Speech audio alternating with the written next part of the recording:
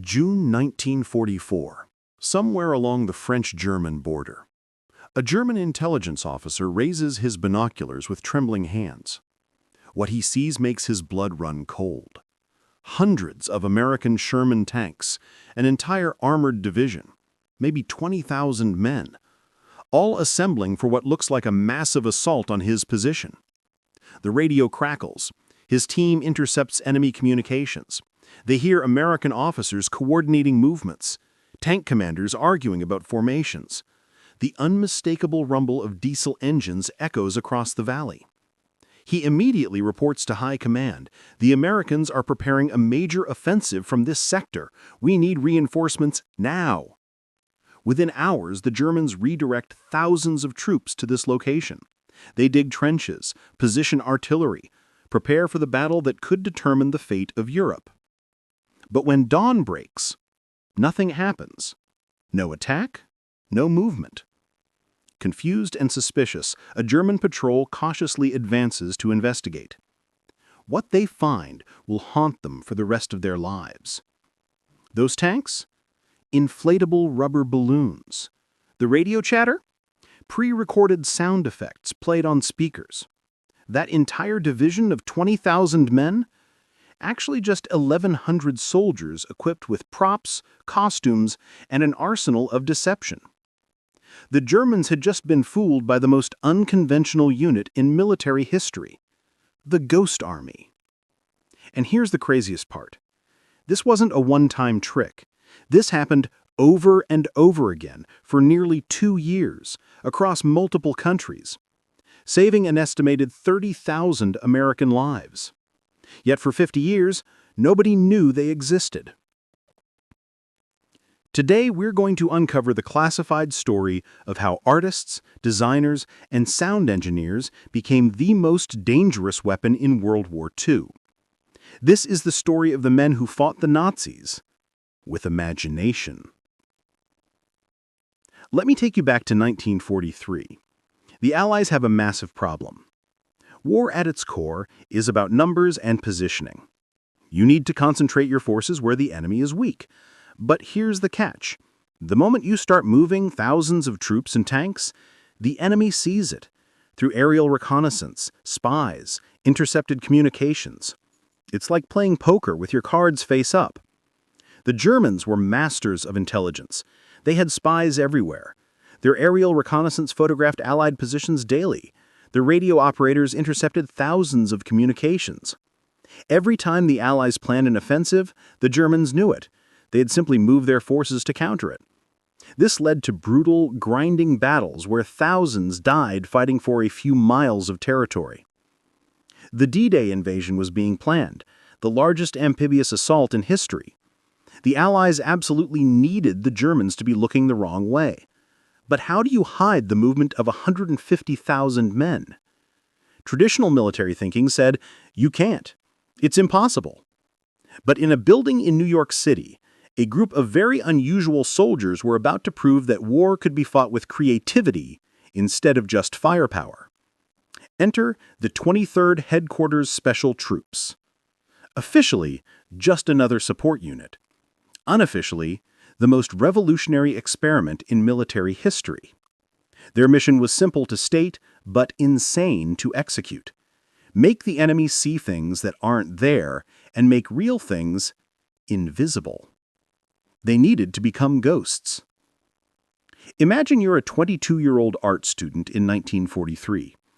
You're expecting to be drafted, trained as a regular infantryman, and sent to storm a beach somewhere. Instead, you get a mysterious letter. Report to a secret location, don't tell anyone, bring your portfolio. Your portfolio? This is exactly what happened to over 1,100 of America's brightest creative minds. Fashion designers from New York, art students from prestigious schools, radio sound engineers from Hollywood, even a few professional magicians. The man behind this crazy idea was Lieutenant Colonel Clifford Simonson. But the real genius was a British officer named Colonel Dudley Clark, who had pioneered deception tactics in North Africa. The recruitment process was bizarre. Soldiers were interviewed about their artistic abilities. Can you paint? Can you sculpt? Do you understand sound design? Have you worked in theater? One recruit, Bill Blass, would later become one of America's most famous fashion designers. Another, Ellsworth Kelly, became a renowned abstract artist whose paintings now sell for millions of dollars. But in 1943, they were just kids with paintbrushes being told they were going to fight Nazis with art. The training was even stranger. They learned traditional military skills, sure, but they also studied camouflage theory, theatrical set design, sound engineering, and psychological manipulation. They practiced setting up fake equipment. They learned how to impersonate different military units by wearing the right patches and insignias. They studied German reconnaissance patterns to understand exactly what the enemy would see from the air. One soldier later recalled, "We were going from being artists to being con artists in uniform." They were organized into 4 main units. The 603rd Camouflage Engineers handled the visual deception, the fake tanks, artillery, and equipment. The 3132 Signal Service Company handled sonic deception, creating audio illusions of tank columns and troop movements. Signal Company Special handled radio deception, broadcasting fake communications to trick German listeners. And the 406th Combat Engineers provided security and handled the real engineering work. By June 1944, they were ready. Armed with rubber tanks, speakers, and pure audacity, they shipped out to Europe. The Ghosts were going to war. Let's talk about their weapons, because this arsenal was unlike anything the world had ever seen. First, the inflatable equipment. These weren't cheap party balloons. These were sophisticated, custom-designed rubber replicas that cost about $1,000 each in 1940s money. They had inflatable Sherman tanks that weighed only 60 pounds, but looked identical to the real 30-ton version from the air. Inflatable artillery pieces, fake supply trucks, even inflatable dareplanes. 4 men could set up a fake tank in 15 minutes using air compressors. A single company could create the visual appearance of an entire armored division in just a few hours. But here's the brilliant part. They didn't just set them up randomly. They studied how real tank units arranged their equipment. They matched the exact spacing, the organizational patterns, even the wear and tear that would appear on real vehicles. From 10,000 feet up, the altitude German reconnaissance planes flew at, these looked absolutely real. Then came the sonic deception. This was next-level psychological warfare. The sound engineers recorded actual American tank movements, troop formations, and construction equipment. Then they figured out how to play these recordings through massive speakers mounted on half-tracks. These speakers could project sound up to 15 miles away. They could make 100 men sound like 10,000. They play recordings of bridge building, tank columns moving, even casual conversations between soldiers. The Germans would hear what sounded like a massive American force preparing for an assault that didn't exist. Radio deception was equally clever. They'd set up fake radio networks and broadcast scripted conversations between fake commanders.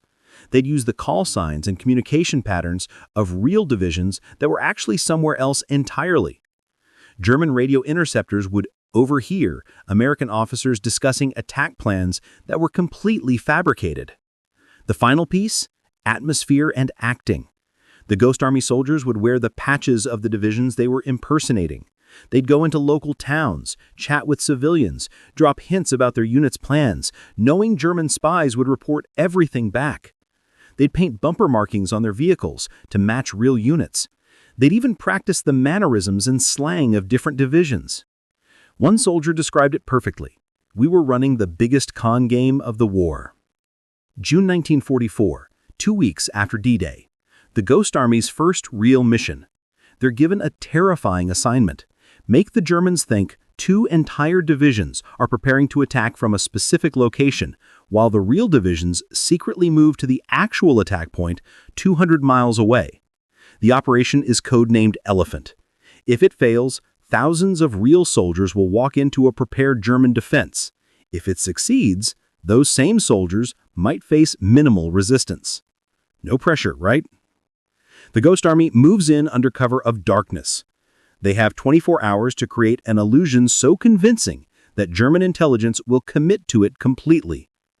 They start setting up the inflatable tanks in the exact formations a real armored division would use. But there's a problem. It's not enough to just place equipment.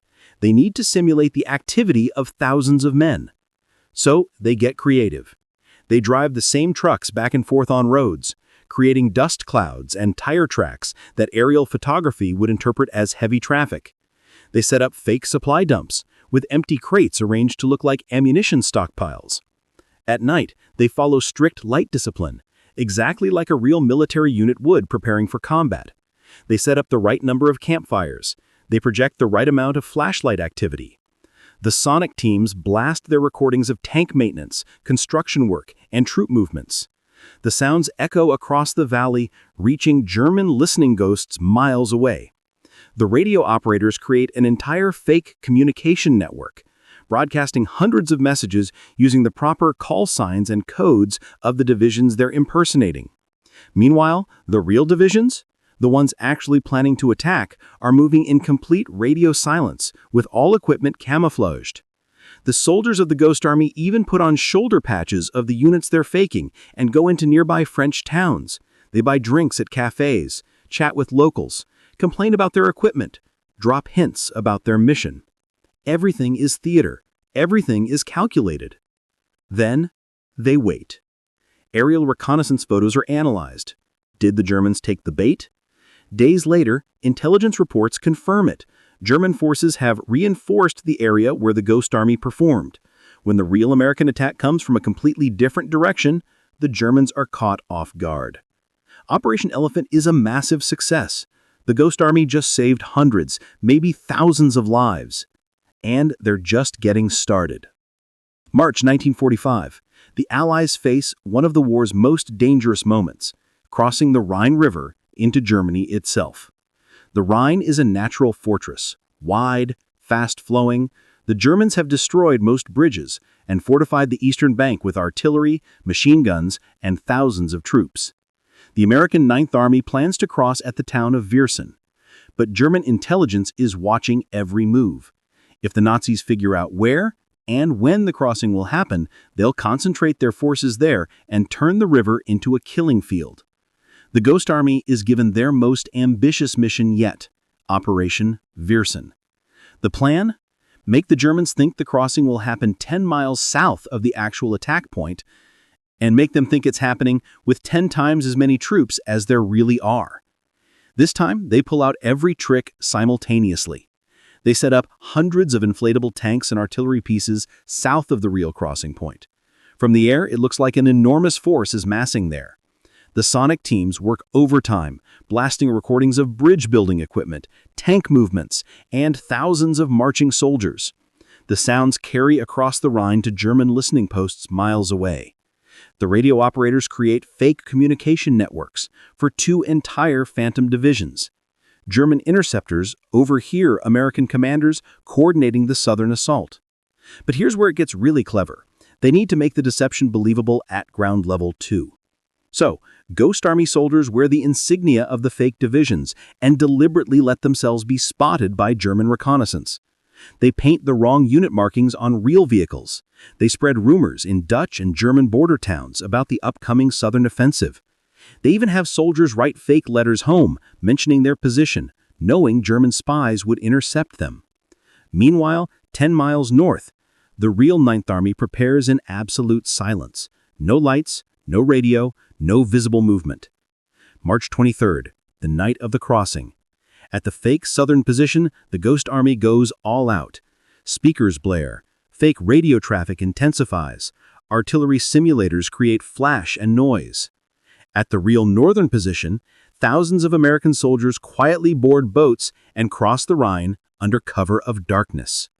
The Germans, convinced the southern assault is real, have positioned their reserves there.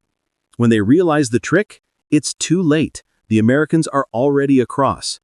The Ghost Army's deception at Viersen is so effective that the Rhine crossing, which everyone expected to be a bloodbath, succeeds with relatively light casualties. General Eisenhower himself will later call it one of the most successful tactical deceptions of the entire war. Let's talk about what this actually looked like day to day. Because the Ghost Army story sounds almost comical. Artists with rubber tanks, until you remember they were doing this in active war zones. These men weren't safely behind the lines. They operated right at the front, often ahead of real combat units. They had to be visible to be convincing, which meant they were exposed to German artillery, snipers, and air attacks. Imagine this. You're setting up a fake tank in an open field. You're completely exposed. You know German observers are watching through binoculars. You have to act like you're a real tank crew, moving with purpose, following protocols. But you also know that if those observers realize you're fake, they might call in an artillery strike just to see what happens, or German commandos might try to raid your position. And here's the terrifying part. You're armed like a normal soldier, but you're not a combat unit. If you get attacked, you're basically defenseless. One Ghost Army soldier, Harold Dahl, recalled, "We'd set up our rubber tanks, then dig foxholes and pray the Germans didn't figure out we were fake and decide to test us with real bullets." They operated under constant stress. Every mission could be their last. If German intelligence ever captured them and discovered what they were doing, they'd be executed as spies. The Geneva Convention didn't protect soldiers engaged in deception operations. The work itself was physically exhausting. Those lightweight, 60-pound rubber tanks, try carrying that through mud, setting it up in the rain, then taking it down and moving to a new location, then doing it again and again. The sonic teams worked at night, which meant sleeping during the day in combat zones where German artillery could strike at any moment. And there was the psychological weirdness of it all. You're fighting in World War II, but instead of a rifle, your weapon is a paintbrush. Instead of shooting enemies, you're inflating balloons. Your mission is to be seen, but not caught. One soldier wrote in his diary, "Today we pretended to be the 2nd Armored Division. Yesterday we were the 5th Infantry. Tomorrow, who knows? I'm not even sure who I really am anymore." But perhaps the strangest part was the creativity in the midst of horror. Between operations, these artists would sketch the landscapes they saw, paint portraits of their fellow soldiers, document the destruction of European cities. They turned war into art, and art into war. Several Ghost Army members kept detailed visual journals, sketches, paintings, drawings. These artworks, created in foxholes and bombed-out buildings, now hang in museums. They're some of the most powerful artistic documentation of WW2. Bill Blass, the future fashion icon, designed insignias and painted camouflage patterns. Ellsworth Kelly, the future abstract expressionist, created camouflage schemes and painted fake shadows on inflatable tanks to make them more convincing.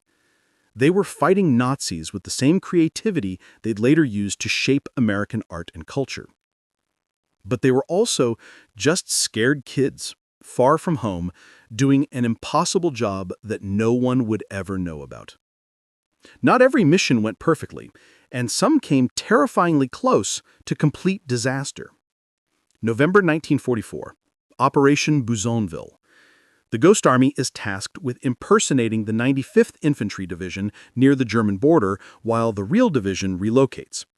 They set up their usual deception, fake camps, inflatable equipment, sonic broadcasts, radio traffic.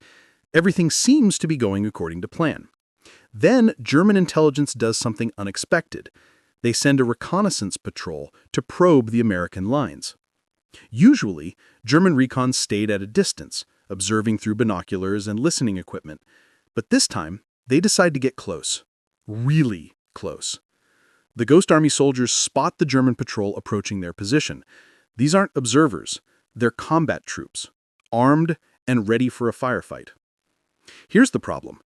The Ghost Army is pretending to be a full infantry division of 15,000 men. In reality, they have about 200 soldiers in this particular location. If the Germans engage them in combat and realize how few they actually are, the entire deception collapses.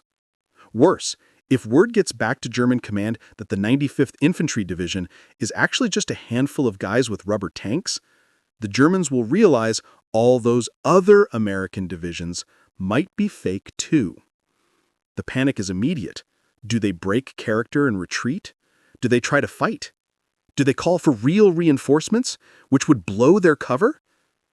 In a split-second decision, the commanding officer orders the men to act like a real division would. They stage a defensive response that looks proportional to a full division discovering an enemy patrol. Some soldiers fire warning shots, not at the Germans, but near them, making it seem like they're shooting from multiple positions. The sonic team quickly switches to recordings of troops mobilizing for defense. The radio operators broadcast urgent messages about enemy contact using the 95th Division's call signs. The Ghost Army basically bluffs. They make it seem like the German patrol has stumbled onto a full defensive position and is about to be overwhelmed. The Germans, hearing what sounds like a massive American force responding, decide discretion is the better part of valor. They withdraw. The Ghost Army soldiers are shaking. They just want to firefight without actually fighting. They scared off enemy troops with sound effects and acting. But it was close. Way too close. After Bouzonville, the Ghost Army's protocols changed. They started coordinating more closely with real combat units for protection. They developed better evacuation procedures. Because, as one soldier put it, rubber tanks can fool binoculars, but they don't stop bullets. Here's the question that haunts military historians. How the hell did this actually work? The Germans had sophisticated intelligence, professional reconnaissance, thousands of trained observers. How did they keep falling for inflatable tanks? The answer reveals something fascinating about human psychology and warfare. First, confirmation bias. Once German intelligence believed an American division was in a location, every piece of evidence was interpreted through that lens. They see inflatable tanks from the air? Must be real. We already knew that division was there. They hear sounds of tank movements? Confirms what we're seeing visually. They intercept radio traffic from that unit? Everything aligns. The human brain doesn't like uncertainty. When multiple pieces of evidence point in the same direction, visual, audio, signals intelligence, the brain stops questioning and starts confirming. Second, the Germans trusted their intelligence gathering too much. They had been so successful with aerial reconnaissance that they became dependent on it. They believed what they saw from 10,000 feet must be accurate. The Ghost Army exploited this. They studied German reconnaissance patterns, what time planes flew over, what altitude, what weather conditions. Then they staged their deceptions specifically for those observation windows. From the air, fake equipment. From listening posts, fake sounds. From radio intercepts, fake communications. From spies, fake rumors and leaked information. Every intelligence source confirmed the others. It seemed impossible that all of it could be fake. The Ghost Army succeeded because they understood something profound. In war, perception is reality. If the enemy thinks you're there, you might as well be there. The actual truth becomes irrelevant. They turned the fog of war into a weapon. Let's be clear about something. The Ghost Army's story is fascinating, but it wasn't a game. These men paid a real price. Between June 1944 and the war's end in 1945, the Ghost Army conducted over 20 major tactical deceptions across France, Belgium, Luxembourg, and Germany. They're credited with saving an estimated 15,000 to 30,000 American lives through their operations. But they couldn't save everyone, including some of their own. The Ghost Army suffered casualties. Not many. Their casualty rate was lower than regular infantry units, but they lost men to artillery fire, to accidents with equipment in war zones, to the stress and trauma of operating at the front lines. What haunted many of them more than physical danger was the psychological cost. They spent the war deceiving people, lying, creating elaborate fakes. For many of these artists and creative people, authenticity was core to their identity. War forced them to become professional deceivers. One soldier later recalled, "We saved lives by lying. We won battles by cheating." How do you process that? How do you go back to creating honest art after you've spent years creating the most elaborate lies imaginable. Then came the silence. When the war ended, the Ghost Army was immediately classified. Top secret. The men were ordered never to speak about what they did, not to their families, not to other veterans, not to historians. For 50 years, they carried these incredible stories in silence. Imagine, you're a veteran. Other guys talk about the beaches they stormed, the battles they fought. You? Inflated rubber tanks. You played sound effects. Try explaining that you're a war hero because you were good at arts and crafts. Many Ghost Army veterans struggled with feeling like their service wasn't real combat. They'd meet other veterans who'd seen brutal fighting, and they'd feel guilty that their war experience was so different. But here's what they often missed. Their unusual mission didn't make them less brave. It made them incredibly brave, in a different way. They operated in active combat zones without the training or equipment of regular soldiers. They took risks that defied normal military logic, and they did it knowing that if they failed, other soldiers, real infantry, real tankers, would pay the price in blood. The Ghost Army didn't storm beaches or charge machine guns, but they stood in open fields, exposed and vulnerable, creating illusions that drew enemy fire away from their fellow soldiers. They didn't fight with bullets. They fought with courage, creativity, and an unshakable commitment to a mission most people would think was insane. And for 50 years, nobody knew. 1996.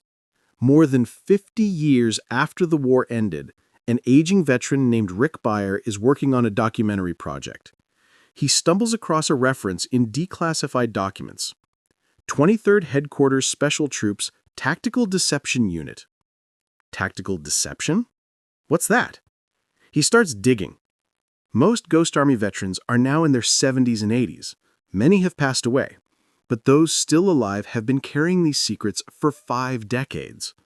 When the unit was finally declassified in 1996, these elderly men could finally talk, and the stories that emerged shocked everyone. Veteran Bill Blass, by then a famous fashion designer, revealed that his sense of style and theatrical presentation came directly from his time creating illusions into Ghost Army. Ellsworth Kelly, a celebrated artist whose paintings hung in major museums, admitted that his abstract work was influenced by the camouflage patterns and visual trickery he developed during the war. Art Kane, a legendary photographer, said his understanding of perspective and visual manipulation came from figuring out how to fool German reconnaissance cameras.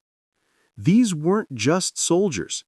They were the creative minds who would shape American art, fashion, and design for the next half-century. And World War II was their ultimate art project. The revelations caused a sensation. Military historians realized they'd been missing a crucial piece of the WW2 story. Art historians suddenly understood where a generation of artists had developed their unique perspectives. Journalists tracked down surviving members. The interviews were emotional. Men in their 70s and 80s, finally able to tell their families what they really did in the war. One veteran broke down crying during an interview. For 50 years, my kids thought I spent the war in the rear, doing nothing important. I couldn't tell them I was part of something that saved thousands of lives. I couldn't say anything. His daughter, hearing the story for the first time, was stunned. My whole life, I thought my dad just fixed trucks or something. I had no idea. The Ghost Army veterans started having reunions. Men who hadn't seen each other in 50 decades, reconnecting over shared memories they'd never been allowed to discuss. They realized something profound. What they'd done wasn't just militarily significant. It represented a completely different philosophy of warfare. Instead of trying to kill more efficiently than the enemy, they'd tried to think more creatively. Instead of overpowering the Germans, they'd outsmarted them. In 2013, the Ghost Army was awarded the Congressional Gold Medal, one of America's highest civilian honors. The ceremony was bittersweet. Many of the original 1,100 men had passed away, never receiving public recognition for their service. But those who survived finally heard something they'd waited 70 years to hear. Thank you. What you did mattered. You were heroes. One elderly veteran receiving his medal said simply, "We didn't fight with guns. We fought with imagination." Turns out, imagination was pretty damn powerful. So what's the point of this story? Why does it matter today? Because the Ghost Army proved something revolutionary. In warfare, creativity is a weapon. Imagination is tactical. Art is strategic. Every military in the world now has deception units, psychological operations, information warfare. These are all descendants of what the Ghost Army pioneered. Modern militaries use decoy equipment, electronic warfare to spoof communications, disinformation campaigns. These are just high-tech versions of inflatable tanks and sound effects. But the Ghost Army's legacy goes deeper than military tactics. Think about what they actually did. They understood that perception shapes reality, that if you can control what people think they're seeing, you can control their decisions. This isn't just military strategy. It's media, it's marketing, it's politics. It's how information works in the modern world. The Ghost Army showed that a small group of creative people, properly organized and equipped, can have massively disproportionate impact. They were 1,100 men creating the illusion of 30,000. They were amplifying their effect by 30 times through pure creativity. In today's world, where influence matters as much as firepower, where narratives matter as much as facts, this lesson is more relevant than ever. But here's what I find most inspiring. The Ghost Army proved that you don't have to be the strongest to win. You have to be the smartest, the most creative, the most willing to think differently. Those 1,100 artists, designers, and engineers didn't have the most powerful weapons. They had the most imaginative minds. And that was enough. Think about the problems we face today: climate change, political polarization, economic inequality, global pandemics. These aren't problems we can shoot our way out of. These are problems that require creativity, unconventional thinking, and the courage to try approaches that seem crazy. The Ghost Army mentality, combining rigorous planning with wild creativity, respecting both data and imagination, that's what we need more of. They also showed the importance of diversity in problem solving. The Ghost Army worked because it brought together people with different skills: painters, sculptors, sound engineers, actors, magicians. None of them could have done it alone. Together they were unstoppable. In a world that often tries to put people in narrow boxes, you're either creative or analytical, artistic or strategic.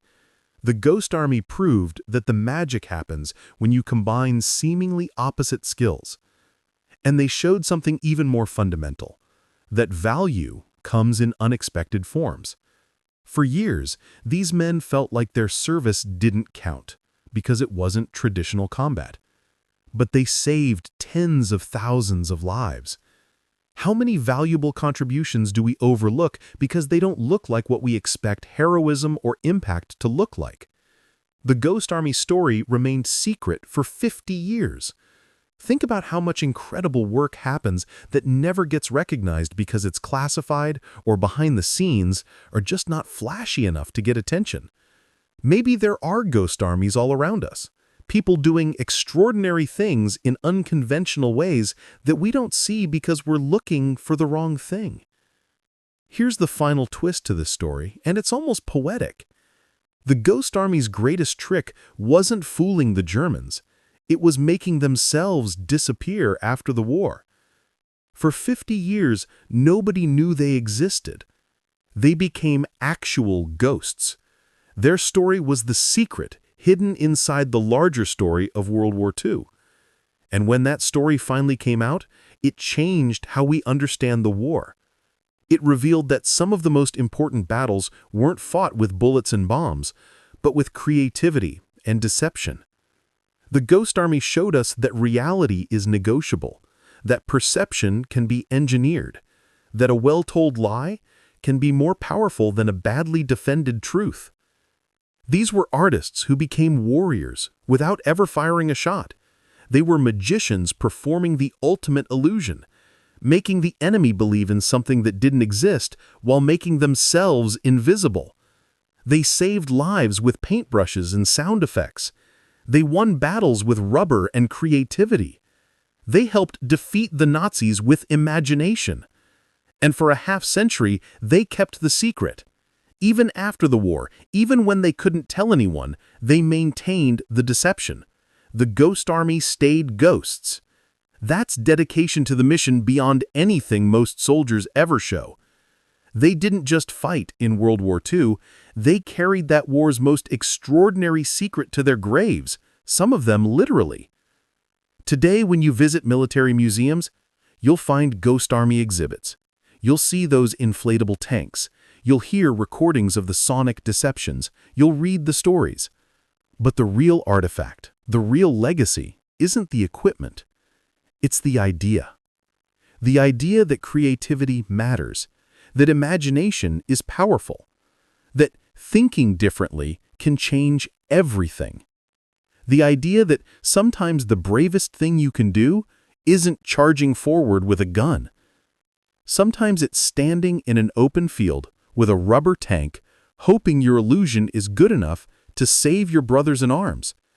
The Ghost Army fought World War II with art, and they won. Their story reminds us that there are more ways to fight than we imagine, more ways to solve problems, more ways to make a difference. Sometimes the most powerful weapon isn't the biggest gun. Sometimes it's the wildest idea. The Ghost Army knew that, and they changed history because of it.